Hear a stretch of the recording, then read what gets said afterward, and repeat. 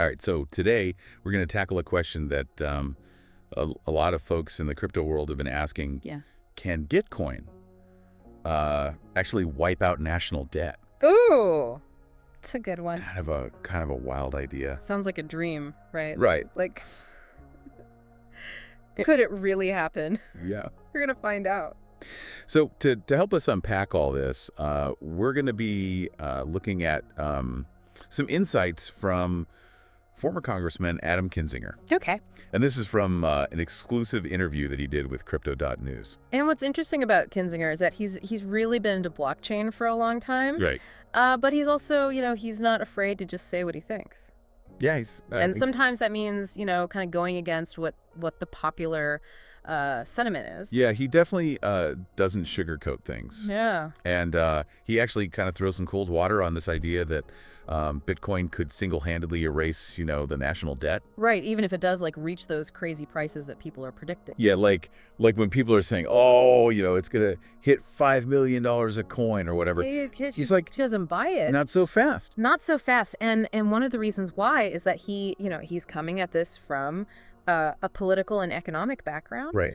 He argues that governments need to be able to control their currencies. Right. To keep the economy stable, Yeah. Think about it, the government has all these tools like interest rates and monetary policy and things like that, and they need those tools to manage the country's finances. It makes sense, right? It's not like you can just kind of completely swap out the entire financial system overnight. Yeah, without causing some major chaos. And he made the point that suddenly just injecting a ton of Bitcoin into the economy could actually trigger hyperinflation. Yeah, because you're basically flooding the market with all this new cash, and that can really mess up supply and demand, right? Which then leads to prices going way up.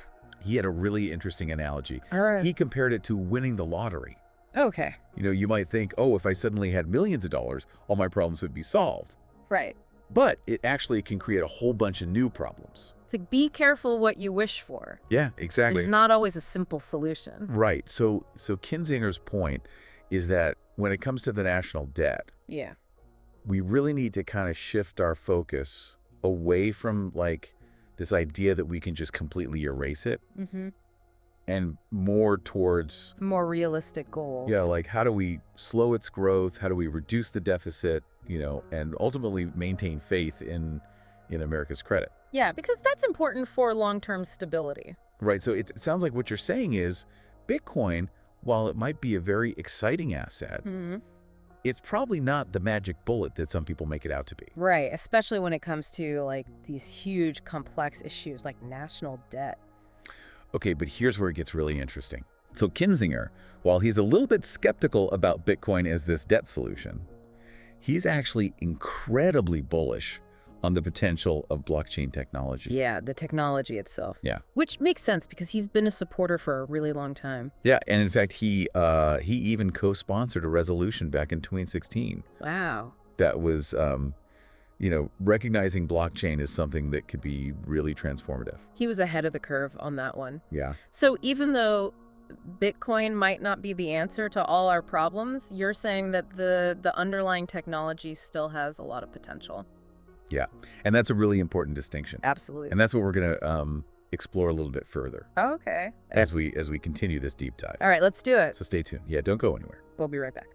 So, we were talking about how Kinzinger is really into blockchain. Right. And he sees it as having this huge potential to revolutionize the way governments work. And what's cool is that he's not just talking about it in this abstract way. Right. He actually gives some really concrete examples. I love that about him. Yeah. He can connect the tech stuff to the real world. Yeah, to the real world of government and policy. Exactly. So what kind of applications is he most excited about?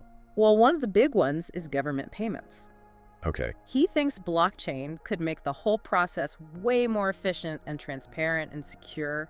When you think about things like Social Security checks or tax refunds, even disaster relief funds. Yeah, all that stuff. It could be so much faster. Right. Instead of waiting weeks for a paper check in the mail, people could get their money almost instantly. That would be huge, especially for people who really rely on those payments. Absolutely. And because blockchain transactions are all recorded on this immutable ledger, right, It would basically eliminate the risk of fraud and errors. Oh, wow. Which is a win-win for both the government and the people.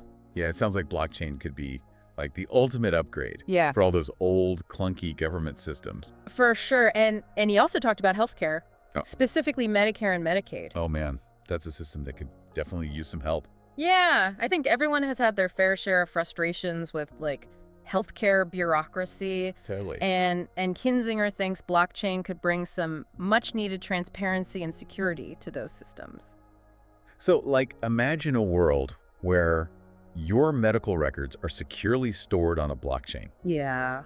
And they're easily accessible by any doctor who needs them. Exactly. No more, like, endless paperwork and faxes. That would be amazing. It would save so much time and money, and it could even improve the quality of care. Because everyone would have access to the most up-to-date information. Exactly. That's incredible. And it goes beyond just medical records, too. Yeah. Like, blockchain could be used to track prescription drugs. Okay. So you could prevent counterfeiting and make sure that the medications are being distributed safely and efficiently. Wow. So the possibilities are kind of endless. Yeah, it really seems like blockchain could touch almost every aspect of our lives. It's pretty mind-blowing. It is. But, for anyone who's just joining us on CoinTalk Podcast, Right. what exactly is blockchain? Oh, good question. And why is it such a big deal? So, in the simplest terms, a blockchain is basically a digital ledger Okay. that records transactions across a whole network of computers. Okay. And each block in the chain contains information about a bunch of transactions. Mm-hmm. And once a block is added to the chain, it can't be altered or deleted. So it's like a super secure and transparent record-keeping system. Exactly. Okay. And because it's decentralized, meaning no single entity, like a bank or government, controls it, Right. it's really hard to manipulate or corrupt. I'm starting to see why Kinzinger is so excited about this. It's not just about, like, Bitcoin or other cryptocurrencies. It's about building a more secure, efficient, and transparent future. Exactly, and that's a key takeaway here. Mm-hmm. While Kinzinger doesn't think Bitcoin is going to replace traditional financial systems anytime soon, Right. he believes blockchain can make those systems work better. It's like blockchain is the engine. Yeah, And Bitcoin was just the first car that showed us what it could do.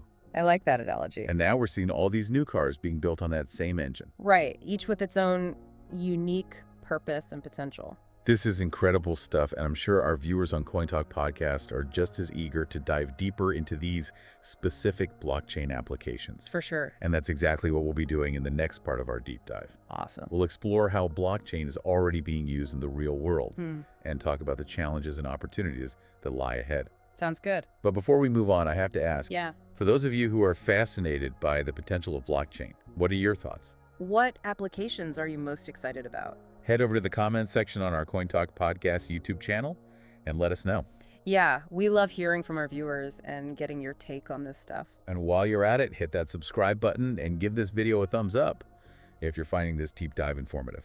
Yeah, we're passionate about bringing you the latest insights on the world of crypto and finance. And your support helps us reach a wider audience. Oh, thank you for that. Now let's take a quick break, and then we'll jump right back into part 3, Okay, excited. where we'll explore the future of blockchain and its implications for our world.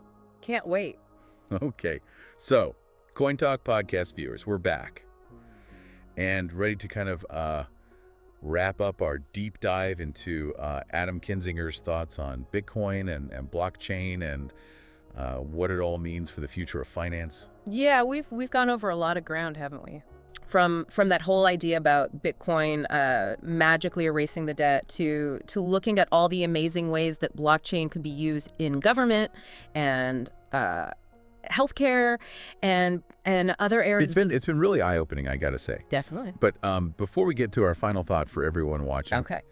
I think it's important to remember something that Kinzinger emphasized. Yeah. Which is that blockchain isn't like a standalone solution Right. for complex problems like national debt. It's not a silver bullet, right? Right. It's a tool, and like any tool, it can be used for good or bad. Yeah. I mean, it really depends on us as a society to make sure that we're using it ethically Right. and that we're really trying to create a better future with it. So how do we do that? Like, how do we as individuals kind of play a role in shaping this future? Well, I think first and foremost, we need to educate ourselves. The more we understand about blockchain, like what it can do, what it can't do, the better equipped we'll be to have these conversations and make good decisions. It's not just about, like, investing in crypto, right? No, it's bigger than that. It's about understanding the tech itself.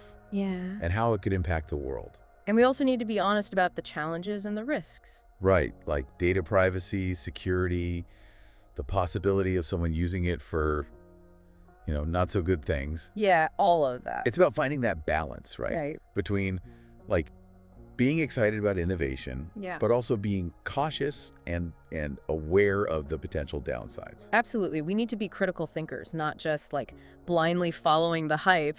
And that's where channels like CoinTalk Podcast come in. Right. We're here to give you unbiased information, insightful analysis, different perspectives. We want to help you make sense of all this. So if you're not already subscribed to our CoinTalk Podcast YouTube channel, what are you waiting for? Hit that subscribe button. Join the community. We're always putting out new videos, deep dives, interviews. Yeah, and check out our website and social media for even more content. So as we wrap up this deep dive, we want to leave you with one final thought. Okay.